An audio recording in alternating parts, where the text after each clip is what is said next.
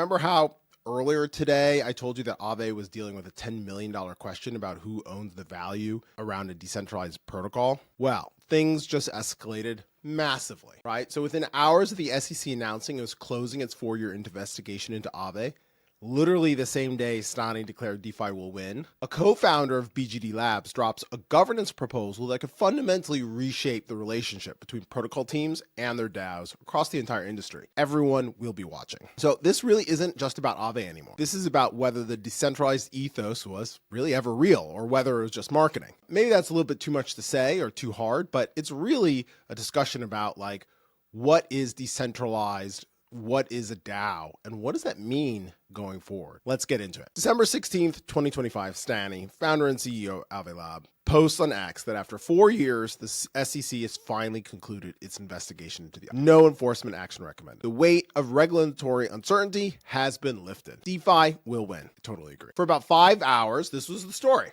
Aave escapes the SEC, victory for decentralized finance. And then Ernesto Boado dropped the proposal. So Ernesto is the co-founder of BGD Labs, one of Aave's key service providers, separate from Aave Labs. He was actually part of the original Aave Labs team before spinning out in 2020. He's a major technical contributor to the protocol, deeply embedded in the ecosystem. And his proposal is titled simply Aave Token Alignment. Phase 1 Ownership. So the summary here is that Aave token holders should request and receive full control of Aave's brand assets. The domains, the social handles, the naming right, everything that says Aave on. And the DAO should receive all these things from anyone who currently controls them, which includes Aave Labs, right? So Ernesto frames this as neutral. He explicitly says this applies to any party, including his own company, BGD Labs. He says it's not an attack on Aave Labs specifically. But make no mistake, this proposal is a direct response to the swap fee controversy we covered earlier today, and it represents something much bigger than a fight over 10 million, right? This is the DAO saying, we want our name back. We want our identity back. We want legal, enforceable control over the assets that represent Aave to the world. Now, I would argue that the back, we want our name back, it's a little bit debatable if it was ever theirs in the first place, and we're going to start to probably see this play out in the forums. Right? Because what the DAO is saying, or at least what this proposal is saying, is we want this back now. So what's the core argument? So let me walk you through Ernesto's argument because it's actually pretty nuanced. He starts with a historical claim. Aave was founded on the premise of decentralization. It was ICO funded, DAO governed, token holder owned. That was always the vision. And for years, he says, the community operated under implicit expectations of alignment. Aave Labs was seen as a good faith steward of things like the Aave.com domain and the official social media channels. BGD Labs acts as a steward of the Aave DAO GitHub organization. Everyone just trusted that these arrangements served the DAO. But here's the problem with implicit arrangements. They're not enforceable, and they can change without notice, which is exactly what happened with the CowSwap integration. Aave Labs made a product decision that redirected revenue, and the community found out after the fact. Whether or not it was legally permissible, and Aave Labs argued that it was, it exposed a deeper issue. Who actually controls the Aave brand? So Ernesto's position is unambiguous. No private party, regardless of their history with the project, should have unilateral ownership and control over Aave's core assets. Not Aave Labs, not BGD Labs, no one. He makes several specific points. First, on the Aave.com on the Aave.com question, he actually acknowledges that Aave Labs might have a legitimate claim to own the software application at app.aave.com. They built it, they maintain it, it's arguably their product. And this is crucial. Ownership of the software is separate from ownership of the domain.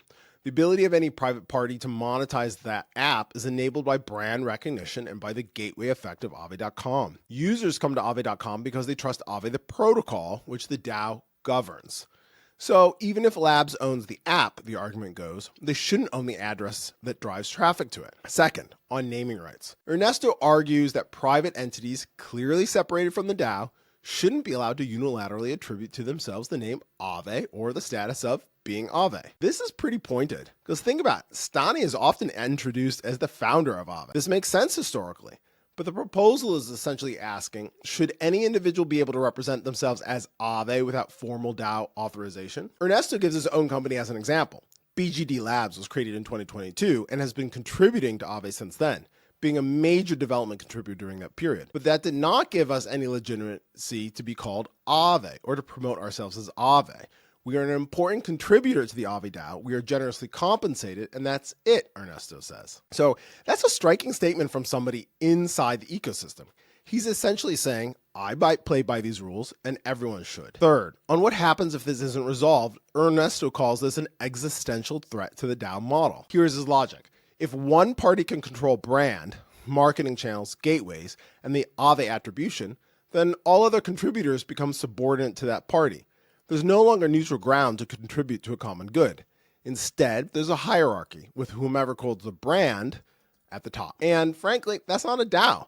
That's a company, right? Maybe there's a little governance theater attached, but what Ernesto's arguing is that this really isn't a DAO. I think there's a lot of nuance there, but I'm going through the proposal, right? So what would this actually mean if it passes?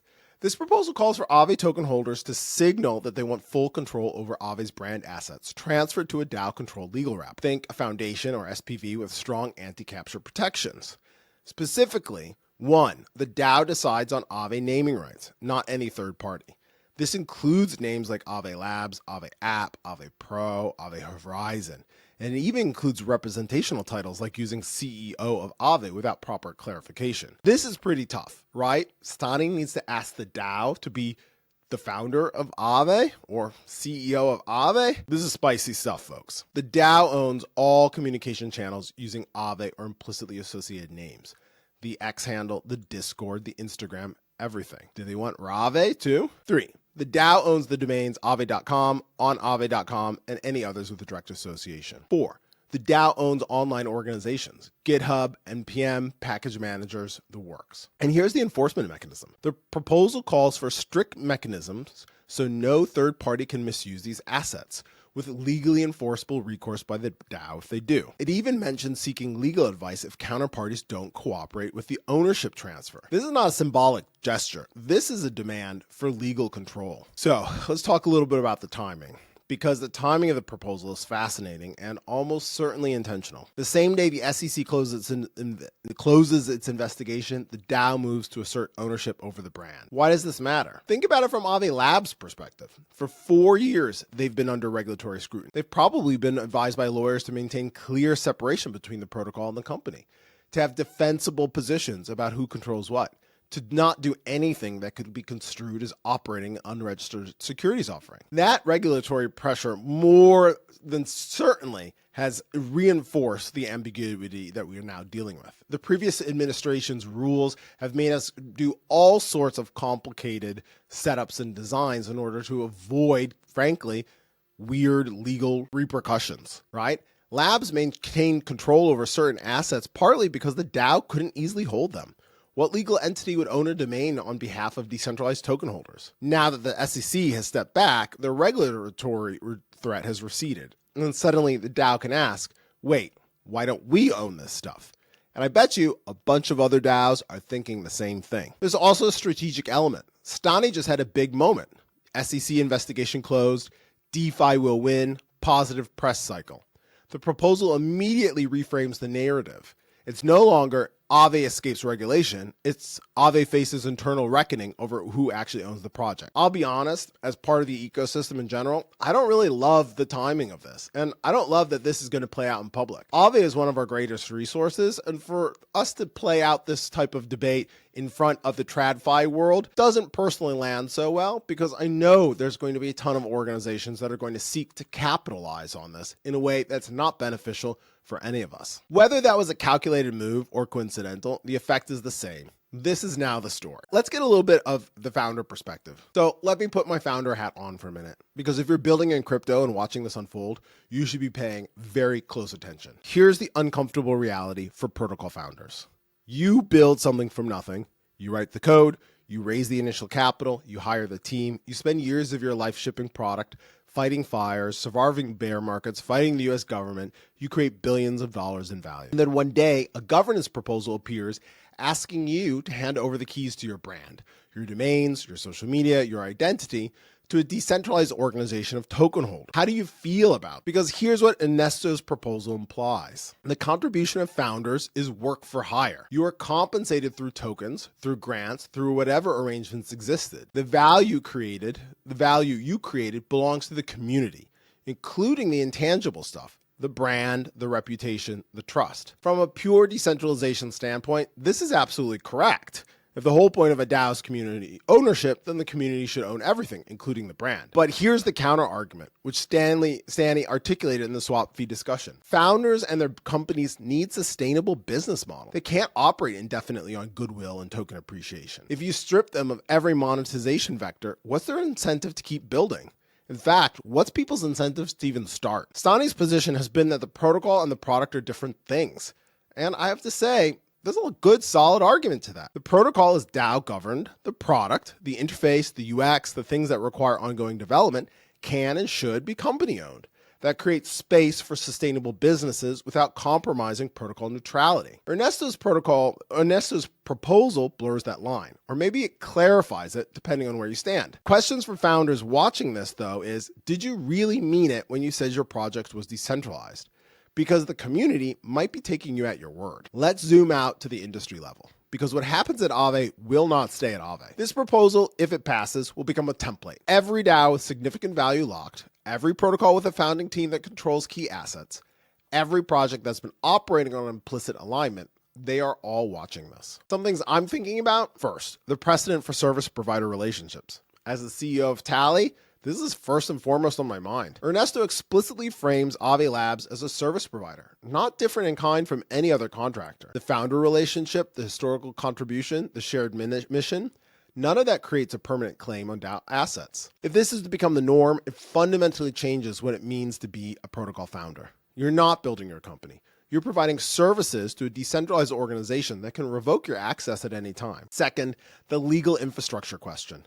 The proposal calls for a DAO-controlled legal wrapper, managed by a provably neutral third party. This sounds great in theory, but in practice it's hard to execute. What entity holds the domains? What jurisdiction? Who has signing authority? What happens if there's a dispute? The reason these assets often end up with founders is because somebody has to be the legal owner, and decentralized token holders isn't a recognition in most jurisdictions. Of course, this is changing if you look at Uniswap and the unification proposal with Aduna, but it's still a pretty up in the air question. Solving this is expensive and complicated, and who should foot the bill? But apparently, the Aave community thinks it's worth solving. Third, the implications for token valuation.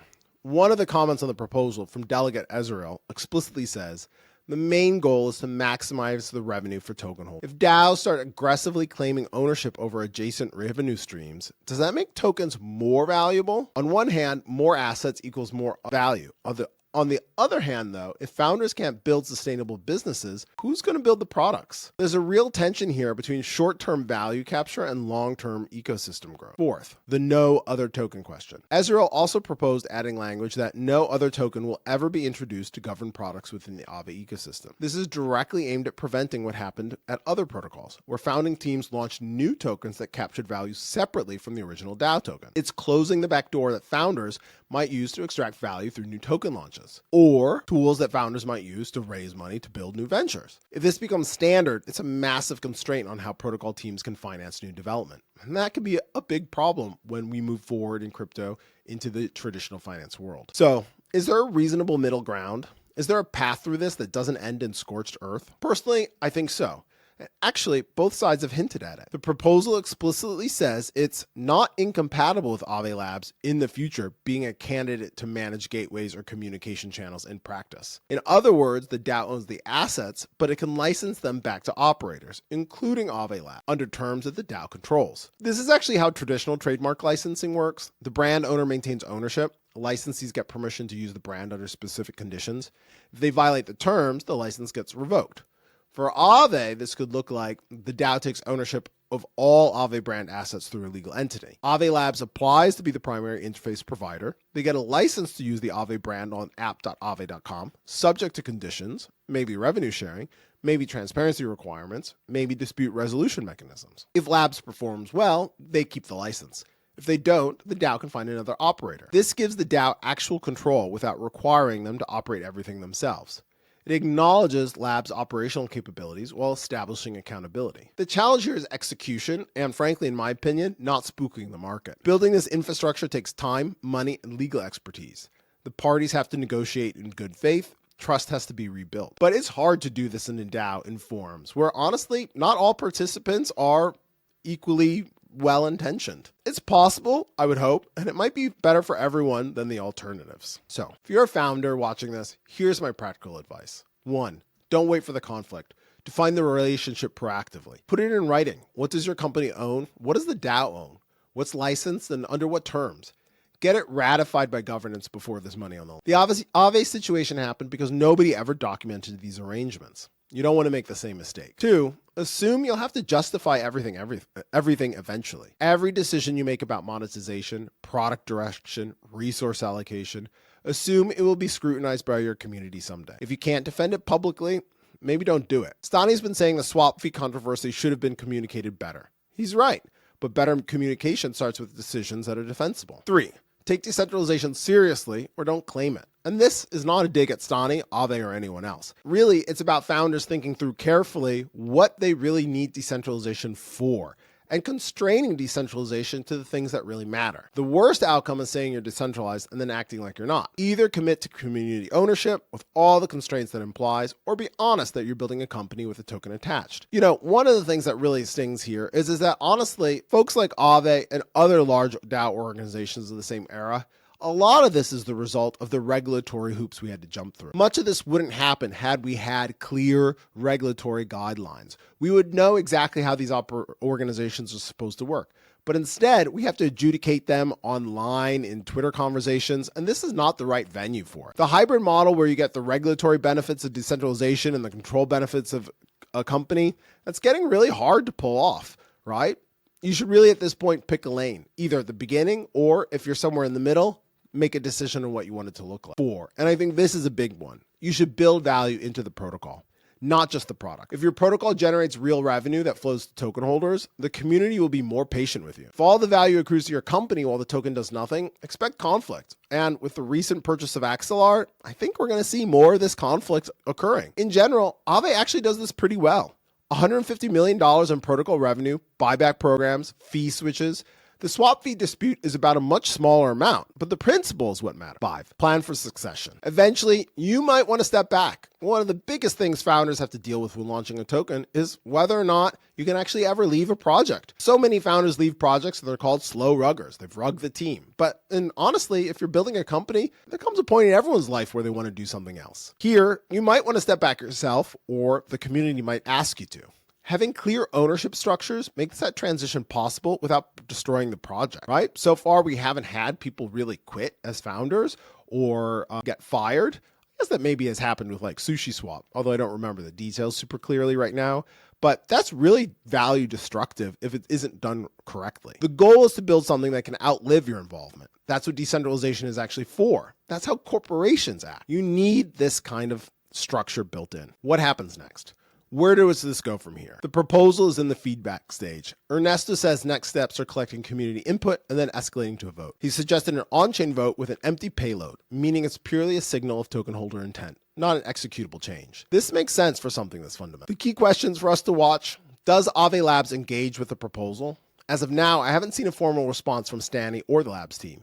They might be taking time to consider their position. How do major delegates line up? This proposal has immediate support from several delegates, but Aave has significant voting power concentrated among large holders. How they vote will determine the outcome. What's the actual build implementation plan? Singling intent is easy. Building a legal structure that can hold and manage these assets is hard. The devil will be in the details, and again, doing this in public right now might not be the best time. Is there room for negotiation? We'll see. Both sides have left themselves room to compromise. Whether they take that opportunity remains to be seen. Here's my honest take on the situation. The SEC investigation ending is legitimately good news for Aave. 4 years of regulatory uncertainty lifted. That matters. But this governance proposal is more consequential for the development for the industry. Because what Ernesto is really asking is, was the promise of decentralization ever real? For 8 years, Aave Labs built something extraordinary. Stani and his team created one of the most successful DeFi protocols in existence.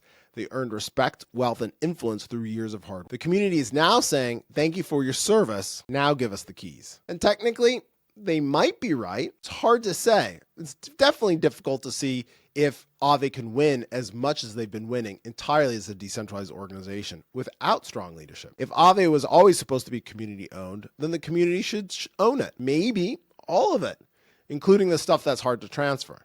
But that's not up for me. There's something uncomfortable about watching this unfold, really.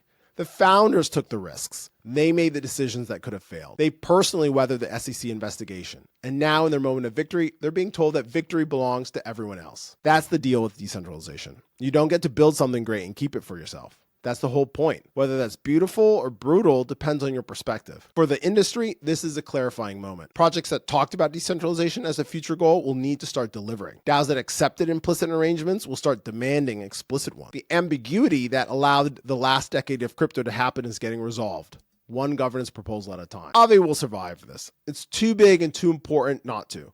But the relationship between Aave Labs and the DAO will never be the same. And that's probably the point. Well, that's it for this update. If you caught the original episode, you know the story has been building for a little while. Drop a comment with your take. Is this the DAO working as intended? Is this going to put a chill on founders building things in a decentralized way? Or do you think this is an example of why founders should think twice before going decentralized? Once again, I'm Dennison Bertram, co-founder and CEO of Tally.xyz. I'll catch you next time.